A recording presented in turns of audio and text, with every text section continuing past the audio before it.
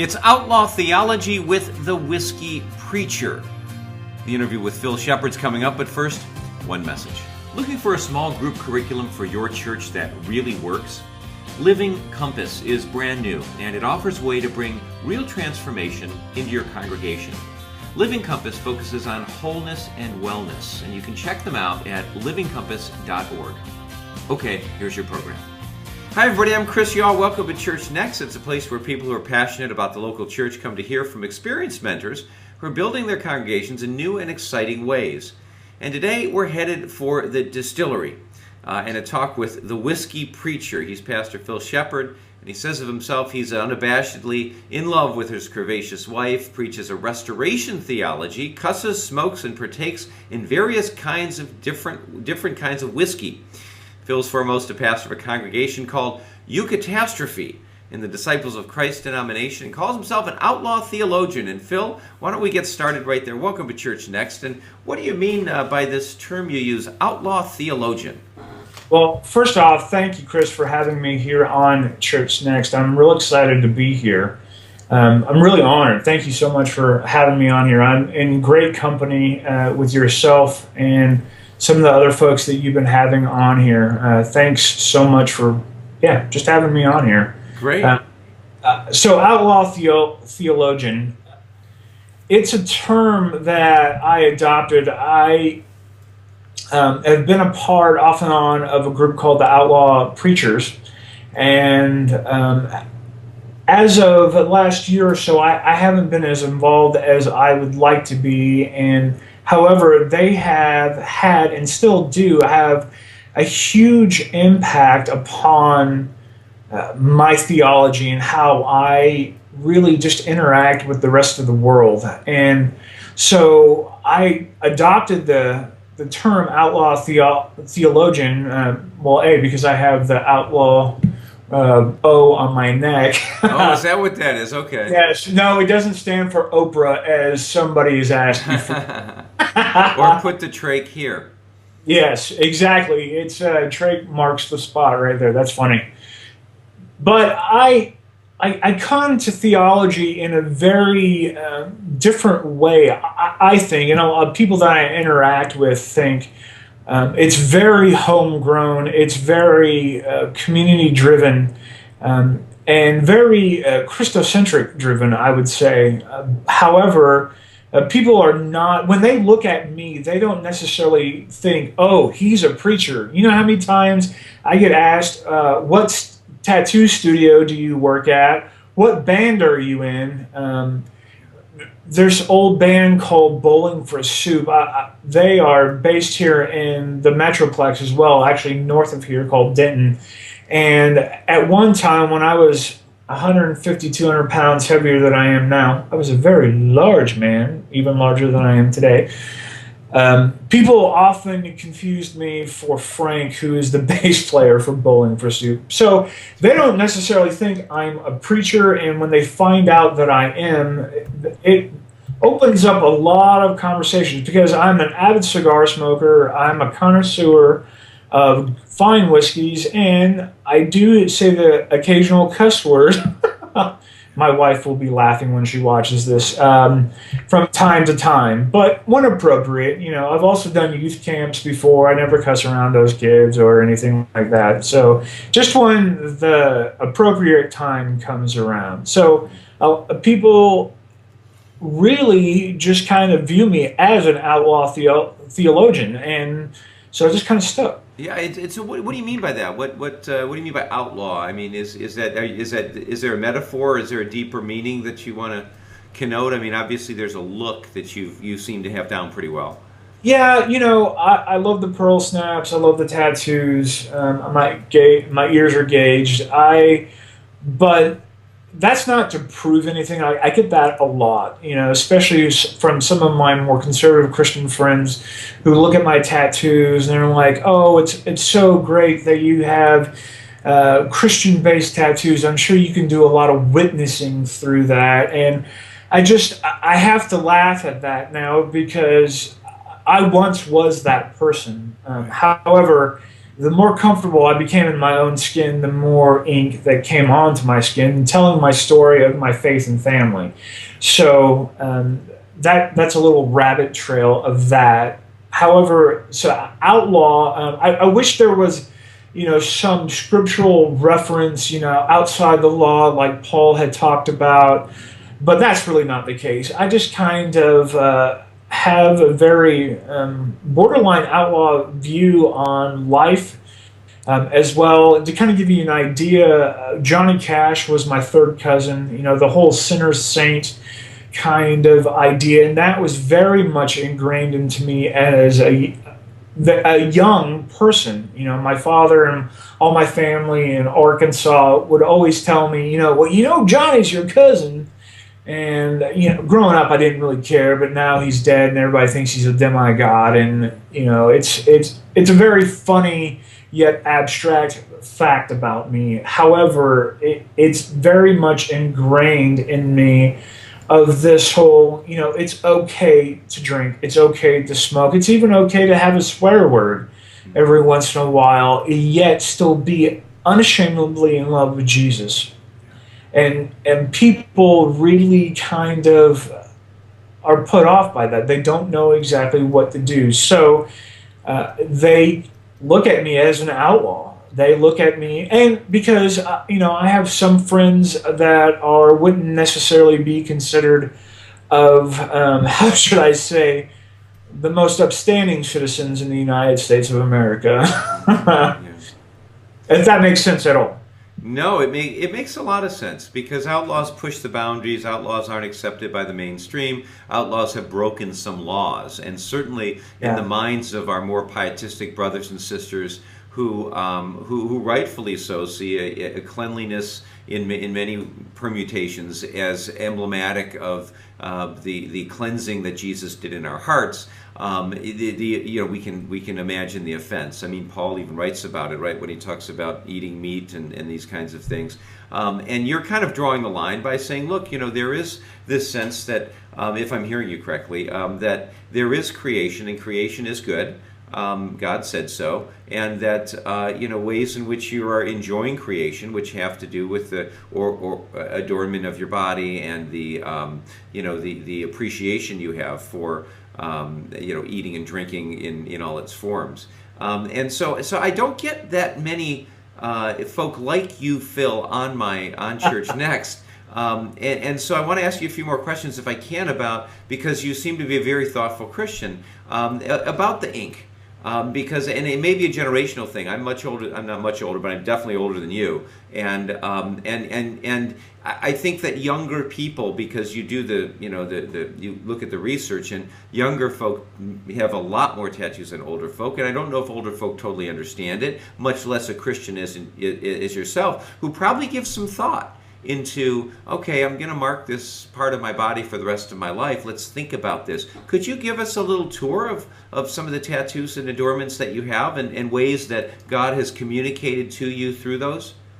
Sure. Like I said, I have the Outlaw O on my throat, and then I don't know if you can see, but I have a sacred coffee bean on my neck and a nautical star. And this portion of my body, it was a huge argument with my wife and I, because she never wanted me to have my neck tattooed, not because she doesn't like tattoos, she has tattoos herself, but she thought, because I do wear a clerical collar when I do weddings and funerals and do official things, I find it not pious, but it keeps the cops off my back.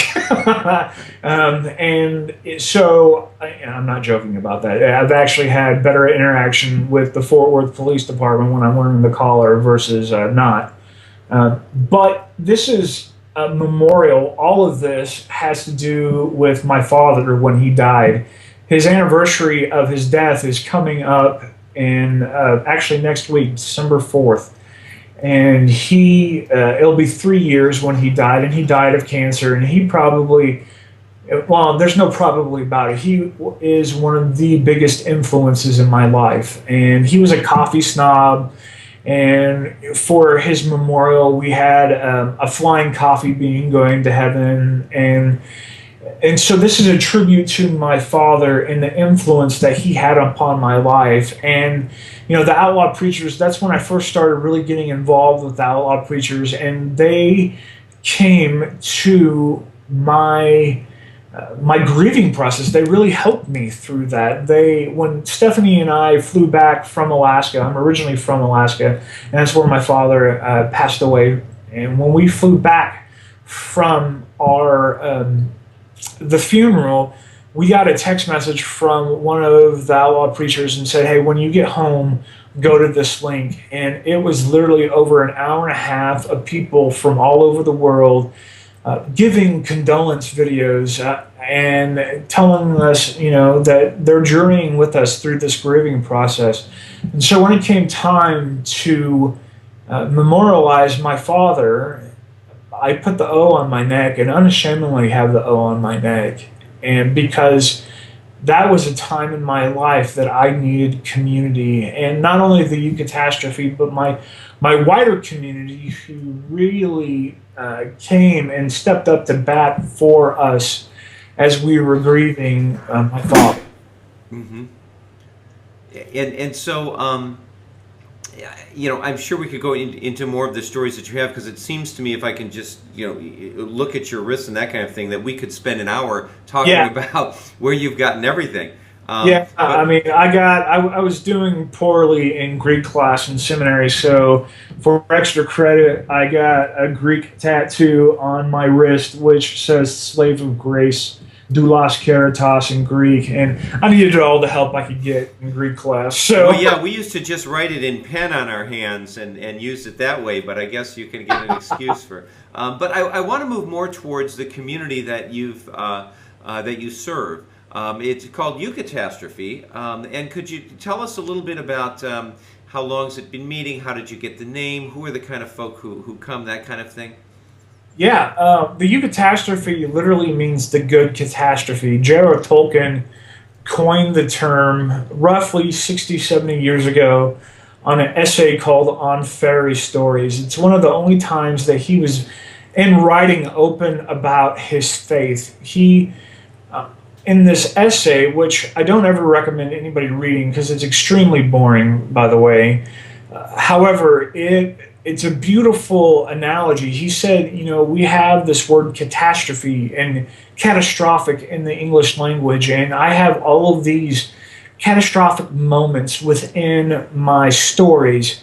And it's this imagery from turning from good to bad. However, there are times in my story where there is a turn of events where the catastrophic moment, the bad turns to good again, where the light invades the darkness, where the hopelessness becomes hopeful again, where the joylessness becomes joyful again.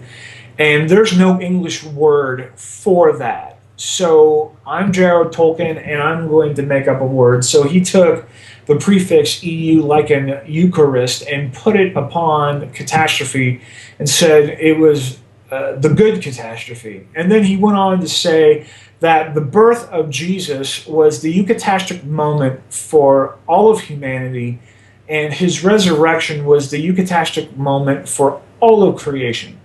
And then he goes on and talks more about other things. So the name Eucatastrophe literally means the good catastrophe, and it comes from J.R.R. Tolkien.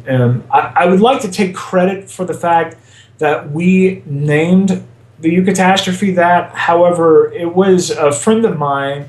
We are part of this community called Solomon's Porch up in Minneapolis, and right before we came to Fort Worth to plant the Eucatastrophe, I was hanging out with my buddy Frank, and he was telling me some stories about how he had these moments where he no longer believed in God. And I don't want to betray his trust by going into great detail, but he was a sniper in Somalia and had some very bad interactions with that. And so I was telling him in this conversation that when he started believing in God again, and where hope had flooded back into his life, is the moment that his baby boy Dalen was born. And I said, Frank, have you ever heard the word Eucatastrophe before? And he said, no. And I explained to him what it meant and how the hopelessness turned to hopefulness again, and where the light invaded the darkness in his life. And in tears, and Frank was not a crier, he was a big Marine guy, and tatted out as well. And in tears, he looks at me and he says, that's going to be the name of your church. And so I said, well, that's a mouthful. And so I went back to Stephanie, who is my co-pastor and the co-founder of the Eucatastrophe, and I said, well, what do you think about calling our community the Eucatastrophe? And she was like, well, that's my favorite word from seminary. She went to Regent College, up in Vancouver, British Columbia, and had a lot of UK scholars that taught her, and they, it very much brought in a lot of Tolkien and C.S. Lewis within their curriculum, and so she loved this word. So we went and looked to see if the Eucatastrophe.com was taken, and it was. It's taken by this nerd who blogs about Middle Earth, and he's a Tolkien fanatic, and so we said, well, what about the Euc.com? Call it the good for short. Because that is very much a part of our theology as a community, that God not only made us a good creation, but a really good creation, and never recanted that in the creation narrative. And so we found out the Euc.com was not taken, and so that's what we got our URL, and we've called it the Euc ever since. Oh, wow. And so tell me about what worship looks like, how many people go, and that kind of thing. Well, it's a very unique community in the fact that a lot of people, when they look at me, they think everybody looks like me. And actually, I'm about the only one outside of Stephanie that has multiple tattoos. We have a lot of people who are doctors and IT consultants and nurses, and the Euc has met in downtown Fort Worth for the last 5 years. We just celebrated 5 years in September, and we are very close to the hospital district here in Fort Worth, and so we have a lot from the medical community who have been a part, and yet we also have everywhere from doctors to the struggling musician who's 1 gig away from being out on the street. And so that is just the mixture of the Euc, and it's been a surprise. One of the biggest surprises when we started the Euc is that we expected everybody to come from downtown or close to downtown Fort Worth, yet we had people coming from North Dallas, which is an hour and a half away from Fort Worth, to be a part of our community. And when we first started the Eucatastrophe, it was a 3-hour worship gathering. We blueprinted that a meal was going to be a part of our worship, not a precursor to our worship, but that God could be found within the conversations and sharing of a meal, and that we ended with a meal. So we end with the table, the Eucharist, every worship gathering. And so that became, sometimes a 6 to 7 hour day for some of our folks that were commuting in from North Dallas. And so we started very early in the Euc, a virtual part of our gathering.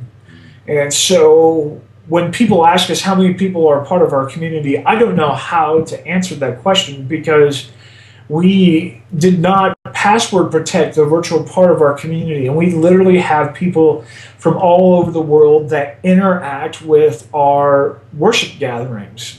And we've had people as far as Australia and as close as downtown Fort Worth that have wanted to check us out, because we, for Fort Worth, are very outside the box of what a worship gathering looks like for evangelicals and mainline.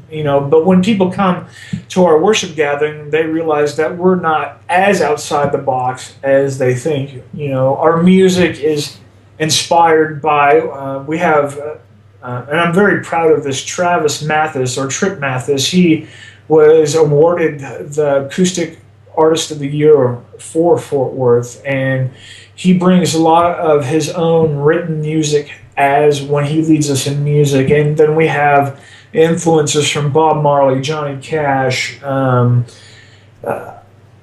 people like that, Steve Earle, and which so it's more it's a contemporary feel to it. Is the what's the average age?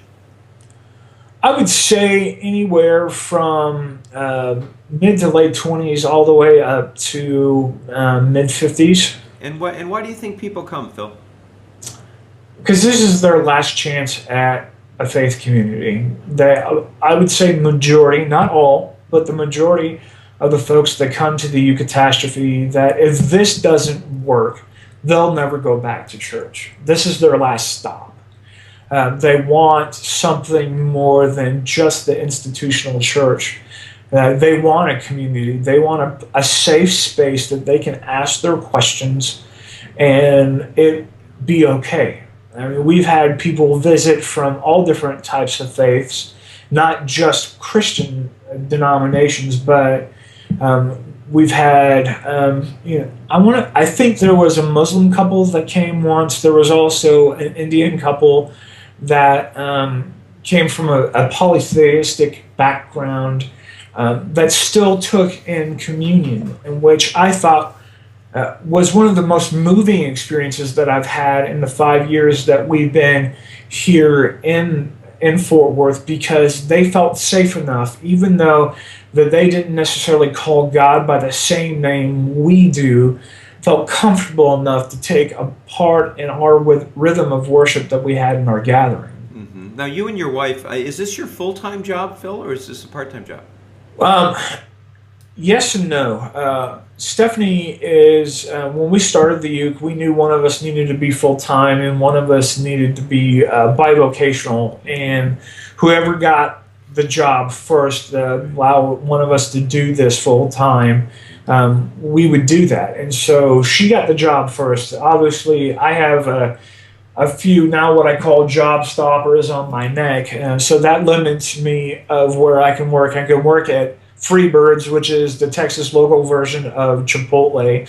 I can work at the Apple Store because of the way I look, and that's about it. So yes, I do get to do this full time. I actually now blog for Patheos and speak at different conferences and do other things as an ambassador of the Eucatastrophe as the whiskey preacher. And also, you're very familiar with this. I also just started a media business called Sogo with Steve Knight, and which is... Yeah, why don't you tell us about that? Sogo is a space that Steve and I wanted to create a space. Actually, Steve wanted to. It was his dream for a long time to have a place where we could curate what is going on within the social media world on YouTube. Nobody was really doing that. There have been offshoots of YouTube, GodTube, and I think FaithTube, and yet never using the platform of YouTube, which has millions of viewers a day, come in and just honestly curate and create new content for faith communities and for people who want to watch faith-driven YouTube videos. And, it's been amazing to watch YouTube go from, honestly, stupid home videos to having full-on movies. I don't know if you're familiar with the movie District 9. I just got it on Blu-ray, and I'm a huge fan of this movie. And one of the reasons why I'm a huge fan of it is one of the first YouTube movies ever to come out. It was through a producer and director out of New Zealand. It was a 15-minute short movie about aliens and invading, and this whole social commentary, how we treat immigrants throughout the world and refugees throughout the world. And it became this huge movie that was produced outside of YouTube. And so we wanted to create a television network. I kind of butted myself into Steve's dream and helped dream a little bit bigger than he wanted to do. And it's been a fun ride, but we wanted to create a television network, a new kind of Christian television network that allowed us to commentate on what's going on in the world and in spirituality and within Christianity. Yeah. So is it for, and people could just go to YouTube and put in Sogo, S-O-G-O? Sogo Media TV. Or you can go to our website, which is sogomedia.tv, and it will take you, it gives you a list of the shows, which you have a show on Sogo Media, which we're pretty excited about. I have a show, Outlaw Theology, with the Whiskey Preacher. Steve has a show on religion. Brian McLaren has a show. And we're always getting new people come on. I was telling you before we started this video, a good friend of mine, Crystal Lewis, who is a seminary student in Washington, D.C., and a phenomenal theologian in her own right, is bringing her show, Beyond Belief, to Sogo here in the next couple of weeks, which we're really excited about. So you're really kind of pioneering into the TV realm as well, and I'm imagining that has some sort of overlap with the community that you're involved in. That absolutely, yeah. Some of the folks who attend your church may be tuning in and being hungry for the kind of content that you're putting out. And I want to get more back into your work at Eucatastrophe and the kind of what you're finding is resonating with the folk who are coming to your community. Well, and this kind of tells you how as one of the chairman of our board, as he puts it, we're very uncool. And people always come to the U. We have a lot of what we call tourists, which are completely, we love having people come and visit, but, it's either denominational folks. We've had, folks from the Episcopal Church, folks from our own denomination, Disciples of Christ, and just other people who are looking to plant faith communities come and check us out. But because we've been following the lectionary for almost 3 years now, and we've chosen of recent and within the last 2 weeks to go back to a topical teaching discussion time within our community. And that's really resonating within our folks.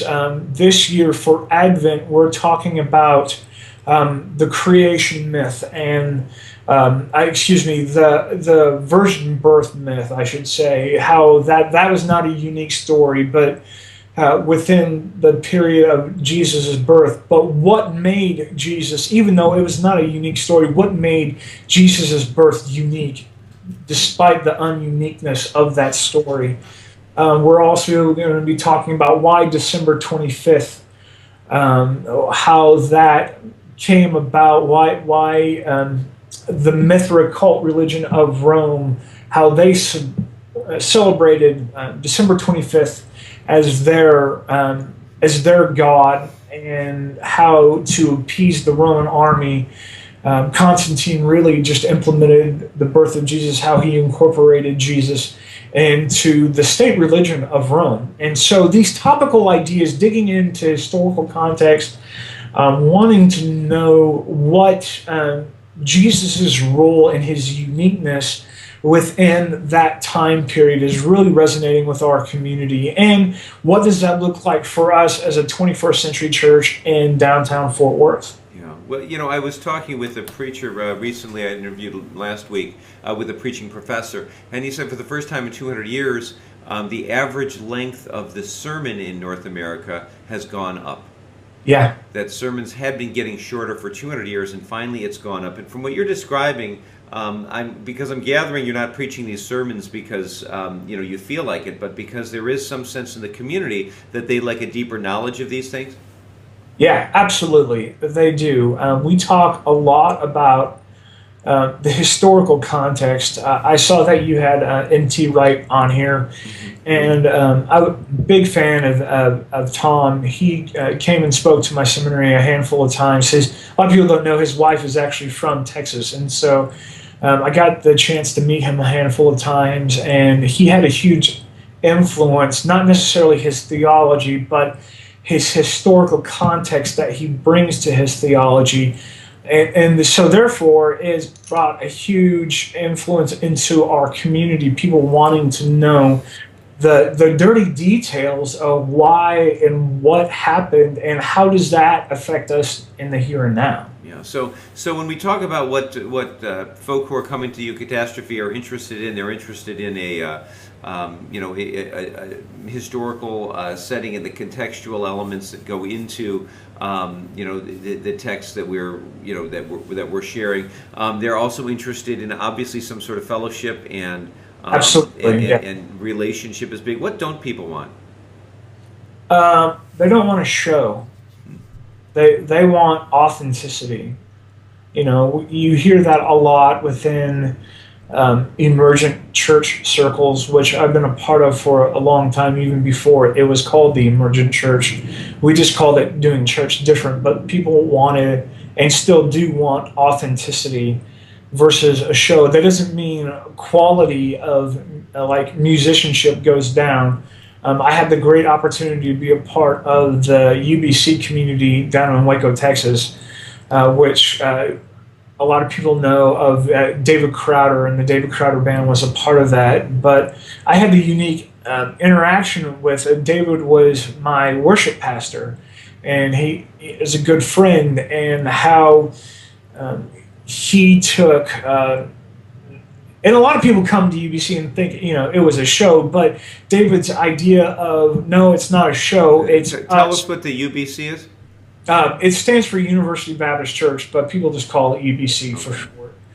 And it's a church down in Waco, Texas. And I was a part of that community when I was in seminary at Baylor.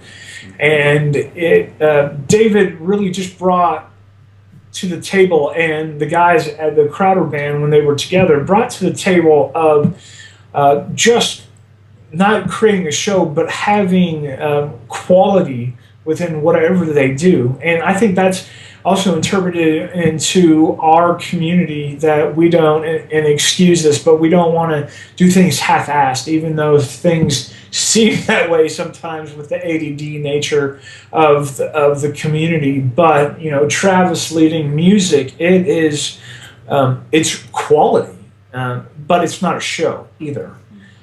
People want to, people ask me all the time, well, what does authentic mean? Well, I take the example of what we talk about within our own community, of that everybody has a calling within the community, or within the world, but no calling is greater than the other. But every one of us has a calling, and a part of my calling within the Eucatastrophe is to be a shepherd with that, but still be a part of the community. And that's how, at least I personally, express authenticity. So if I'm having a crappy day, I'm going to share that. And a lot of people don't get that. They still want their pastor to be on a pedestal, and they don't want them to be that tangible. It's very uncomfortable for some folks that their pastor shares with them right where they're at. However, it's a double-edged sword, but some people love that. Some people want that. And so it's a fine line in trying to be authentic, yet I think that's what the healthiest, at least for our community, that's the healthiest rhythm that we can have, is authenticity, that we celebrate the good things and we lament the bad things that are happening with us. Mm-hmm. So, well, tell us, if you will, because we have an audience of many of church leaders and budding church leaders who are interested in cultivating the kind of habits and embracing the kind of things that might be helpful to their ministry. And what are some of the things that you see as really important to doing ministry in this day and age? And again, I don't mean to harp on the authenticity, but I've been doing this for 18 years. I've pastored in just about every type of context, traditional evangelical context, and emergent church context. And I think that's huge. Even if you are a part of a traditional church setting, people want, and I think people really connect with where you're at in life. I know a prime example is my brother Ray. I'm a huge fan of him. He's hands down one of my favorite preachers in the entire world. He's a Southern Baptist minister, and he has a very traditional Southern Baptist church, except he doesn't do altar calls. But, very much set up in a modern paradigm church. However, because of his authenticity and because of letting people know where he's at from the pulpit, he's truly created community and people who actually give a darn about one another. When my father passed, my mom moved from Alaska to Colorado, where he's a pastor at, and she was concerned about plugging into this community because she came from an emergent church in Alaska called Christ Community Church, and she didn't know how that was going to be. And as soon as she got there, she was flooded with community. And I think because that happened because of what my brother has done over the last 15 years with just from the pulpit, being honest, talking about the struggles of what he goes through in life, and talking about the joyous times that he goes on in life. And I think church leaders really can learn from that. I think one of the best books that I've read about this is a shameless plug for Doug Paget, who was my pastor in Minnesota. The Church Reimagined. I'm sorry. The Church in the Inventive Age. I think it really translates how church leaders can learn how to partner with these emergent faith communities, and how themselves can really adopt this idea of being authentic within their own community. I don't know if I answered your question how you wanted me to, but I think that that's what church leaders can really learn is authenticity and intimacy. I think one leads into the other, if that makes any sense at all. No, it makes a lot of sense. And let's see, I also wanted to ask you, what's going right about Christianity in North America? What excites you? The experimentation that's going on. I really am excited about the experimentation that's happening in already existing churches. People wanting to experiment, finding that the old ways are not necessarily the right ways anymore, and yet trying to find out what in their context. And this is another thing, to go back to the previous question just real quick. I think one of the key elements for church leaders today is to find out the context in which you're ministering, because church should not look like the same everywhere it goes. There are 3 or 4 emergent faith communities, missional faith communities in the DFW Metroplex, and not one of them looks the same. There's Journey in Dallas that my oldest brother Daryl is a part of, and it looks nothing like the Uke, and it shouldn't. There's Novitas in Grand Prairie, which again looks nothing like the Uke or Journey, because they've asked the question, what does context look like within our community? And I think that's extremely important. And I didn't mean to get off the question. I just think that that's a huge thing that leaders can glean from and have and are experimenting. And I think that is one of the things that's going right within the Christian church in North America, whether existing churches are partnering with missional communities or they're just flat out asking those questions when they're pre-existing communities. And that excites me that excites me that people are not afraid to experiment. I did an interview about a year ago, and somebody asked me a very similar question, and my response is that I don't think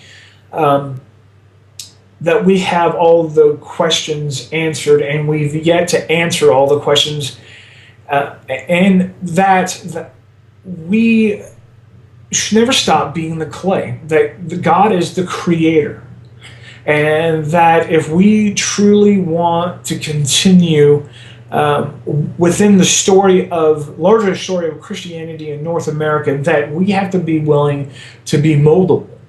That God never stops being the potter, and we never stop being the clay. And I think people are, and ministries are asking those questions and allowing God to continue to mold them. Mm-hmm. Mm-hmm. And so, what's the flip side of that question then? If the experimentation is something that you're finding very invigorating and exciting, what are the kinds of the things that are making your eyes roll in Christianity today? That, and I think this is a typical answer that you'll find with a lot of folks in the missional emergent conversation, that the old way is the right way. That we've never done it that way, so why should we do it that way now? And I think that the church is dying. I remember my first semester in seminary that I was asked in a class that what is my role within the larger church, and I said, I hope the church dies, and I want to be an instrument of its death. And people freaked out, and people were crying in the corner, and because people didn't take the time to ask what I meant by that. What I mean by that is that the way we've always done things should die. I'm not saying or suggesting that some of the traditions that we hold dear into our lives should completely go away. But obviously the way we've always done it are not working anymore, and our churches are dying. They are going away, and I'm glad to a certain degree. I'm not as angry as I was when I was in seminary, but to a certain degree, I'm glad they're dying and people are willing to experiment. Yeah. Well, let me ask you another question about your community, if I can, Phil, and that is the idea of service. We haven't talked about that much, and I'm wondering if that plays a large role and what that looks like. As far as service outside of our community? Yeah, uh-huh. Okay, it's a huge part. We do an annual benefit concert called Traffic Jam. Human trafficking is a big epidemic here in the state of Texas, and particularly. A lot of people don't realize that human trafficking, that the state of Texas is responsible for up to 20% of the world's human trafficking. And so we started asking the question, what could we do as a community? Mm-hmm. And we have a lot of, again, musicians a part of our community, or if they're not musicians, they're just a lover of music in general. And what could we do as a small faith community to help expose this epidemic, support causes that are already fighting against human trafficking? So we found one of the only safe houses in the DFW Metroplex called Mosaic Family Services. They do more than just provide a safe house, but we raise money every year to give money to their safe house, and it's 12 hours of music and education to expose human trafficking. And we usually take almost a year to plan this concert. We just had it a couple weeks ago. We usually take the holidays off, and usually in January we start planning that again. How much does it pull in for this? This year, and I noticed that one of your questions that you wanted to talk about is what does Facebook and Twitter play in our ministry? And this is the first year we have actually used Facebook ads, and we over doubled the monies that we brought in this year, and we raised close to $4,000 to $5,000. I haven't got the final totals yet that are going directly to the Safe House, which is huge for us because they can use all of the financial support they can give. And usually the last couple of years we brought in, little over $1,000. But so we're pretty stoked. And this is the first year that we also had full-on partners. So it's been a huge deal. We had everybody from the Fort Worth Weekly, which is the largest free newspaper, arts newspaper here in Fort Worth, partner with us this year and gave us thousands of dollars of ad space. And then we also partnered with, and this has been a fun relationship that we've developed with the Velvet Box, which is an adult bookstore here in Fort Worth that was a dream of a local entrepreneur here in town. She wanted to create an adult bookstore run by women, made for women. So they don't sell any pornography. They don't sell any pornography books, magazines, DVDs. It's all stuff about teaching healthy sexuality, and we love that idea. So when we told Marcel, who is the owner of the Velvet Box, about this epidemic that's happening in our own backyard, she was on board. And so she provided safe sex kits for us to be able to pass out at traffic jam to help not only educate people about human trafficking, but help change the cycle of unhealthy sexuality here in Fort Worth. And so it's been fun. It's been a wild ride, and we continue just to gain momentum. And as a faith community, as the Eucatastrophe, that's just a huge part of what we are, and our identity is to help fight against this epidemic. Well, I'm glad I asked that question. That's pretty incredible. It's certainly interesting in how you've ministered within your context and seen that as important. When it comes to raising up disciples, of course, because that's what Jesus said, is don't go make converts, go make disciples. How do you go about doing that in your context, Phil? Somebody asked us this in a kind of a different way. How does spiritual formation play out within our community? Yeah. And I can't divorce those things. I was a spiritual formation director off and on for about 3 or 4 years, and it's been a huge part of my journey, and it still is a huge part of my journey. And I really see that play out within intentional community. That it's not necessarily within our worship gatherings that we have on Sunday nights, even though that we've used some of those spiritual formation disciplines like Lectio Divina within our worship gathering. But I really see that fleshed out, discipleship, spiritual formation, fleshed out within the everyday rhythms of life within community. And what I mean by that is people actually investing into one another. People journeying, again, with the celebrations and laments within their life. Last night, take for instance, at our worship gathering, we have one of our founding members. Her name is Melissa Pond, and I think she'll be okay with me sharing this.